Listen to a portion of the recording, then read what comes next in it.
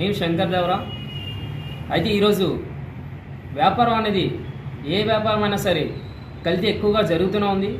అలానే మనం తినే తిండిలో కూడా వ్యాపారం అనేది చాలా గట్టిగా కల్తీ జరుగుతుంది. ఈరోజు ప్రజలు ఇంట్లో వండడం కన్నా ఎక్కువగా బయట తినడానికి బాగా అలవాటు పడ్డారు. అలానే ఈ బయట తినడం వల్ల ఎక్కువగా ఈ కల్తీ ఫుడ్ అనేది వాళ్ళకి టేస్టీగా కనిపిస్తుంది, కానీ అది చాలా కల్తీ అనేది జరుగుతుంది. సేఫ్టీ ఫుడ్ అధికారులు మాత్రం దీన్ని ఎక్కువగా పట్టించుకోవడం అనేది జరగట్లేదు. పట్టించుకోవాలని నేను జనజాగరణ సమితి నుంచి డిమాండ్ చేస్తున్నాను. అలానే ఈరోజు మన భారతదేశంలో క్యాన్సర్ అవనే ఏదైనా హెల్త్ ఇష్యూ అనేది వెంటనే వస్తుంది అంటే దానికి కారణం ఈ కల్తీ ఫుడ్ వల్లే. దాన్ని ఖచ్చితంగా సేఫ్టీ అధికారులు అనేది పట్టించుకుంటే బాగుంటుంది. ఎప్పటికప్పుడు వాళ్ళు తనిఖీ చేస్తేనే ఈ కల్తీ వ్యాపారం అనేది జరగదని అనుకుంటున్నాను.